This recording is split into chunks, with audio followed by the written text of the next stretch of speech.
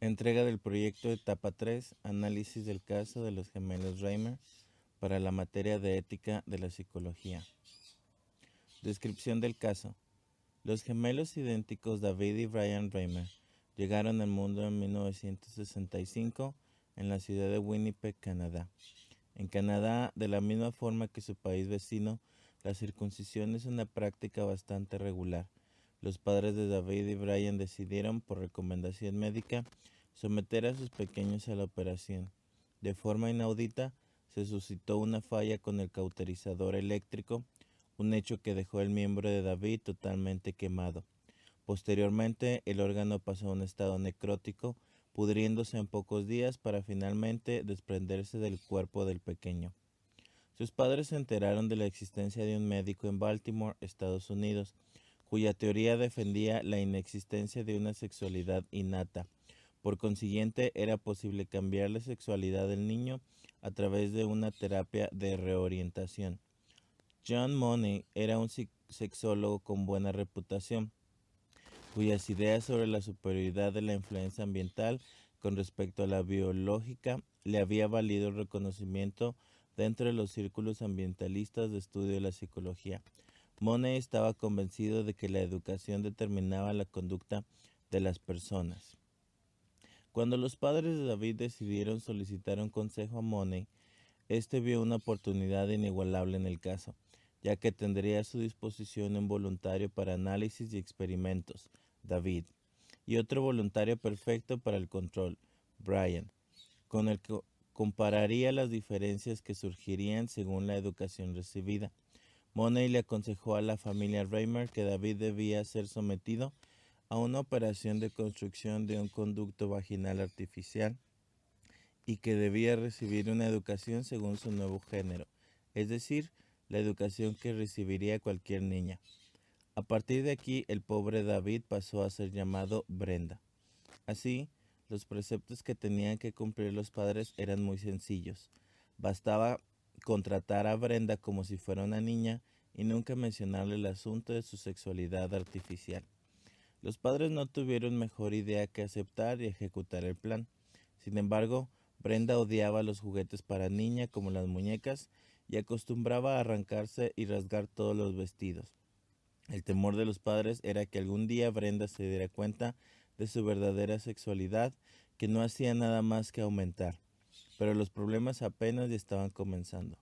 Conforme Brenda crecía, los efectos hormonales comenzaron a hacerse visibles, pese a su tratamiento de feminización con estrógenos. Así, comenzó a desarrollar una musculatura y estatura poco femeninas. Según cuenta su hermano Brian, el único rasgo distintivo entre ambos era la larga cabellera de Brenda. Frecuentemente los hermanos asistían a consulta con John Money para que su desarrollo fuera supervisado. Según relataron ambos hermanos tiempos después, la terapia del Dr. Money tuvo consecuencias perturbadoras para ambos. En su biografía, David Reimer narra cómo el médico les mostraba imágenes de índole sexual que eran, según Money, necesarias para orientar su sexualidad. Uno de los episodios más estremecedores de las terapias, según lo relatado por David, sucedía cuando el Dr. Money les obligaba a despojarse de sus ropas contra la voluntad de los pequeños y obligaba a Brenda a permanecer de rodillas mientras Brian realizaba movimientos y toques pseudosexuales contra el trasero de su hermana, en una escena que denominaban ensayo sexual. Brian nunca logró superar aquellos años, sin embargo, el médico siempre negó estas prácticas.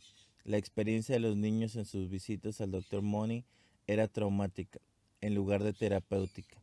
Y cuando él comenzó a presionar a los padres para que finalmente hicieran la cirugía de construcción de una vagina en Brenda, la familia decidió interrumpir las visitas de supervisión. Desde los 22 meses de vida hasta sus primeros años como adolescente, David orinó a través de un orificio que los cirujanos hicieron en su abdomen. Brenda fue creciendo y su vida deteriorándose progresivamente. Se negaba a tomar estrógenos y sus intentos de suicidio se convirtieron en un serio problema. Cuando el Dr. Money fue alejado de la familia, su padre finalmente decidió contarle toda la verdad de su historia. Después de escuchar el relato, Brenda volvió a cambiar de sexo. Se convirtió de forma oficial en un hombre nuevo. Se inyectó testosterona, se realizó una mastectomía doble y 2 operaciones de faloplastía. David incluso se casó años después con una mujer llamada Jane Fontaine y se convirtió en padrastro de 3 hijos. Pero poco tiempo después su historia se hizo pública y terminó por perder su empleo y a su mujer. Pocos años después su hermano Brian se suicidó con una sobredosis de antidepresivos, según los informes, debido a una profunda culpabilidad que sentía por haber salido bien en la operación de circuncisión y por los años de frustración viendo el sufrimiento de su hermano. La mañana del 5 de mayo del 2004, David se detuvo en el estacionamiento de un supermercado y cometió suicidio dándose un tiro en la cabeza con una escopeta recortada. Tenía tan solo 38 años de edad. Familiograma.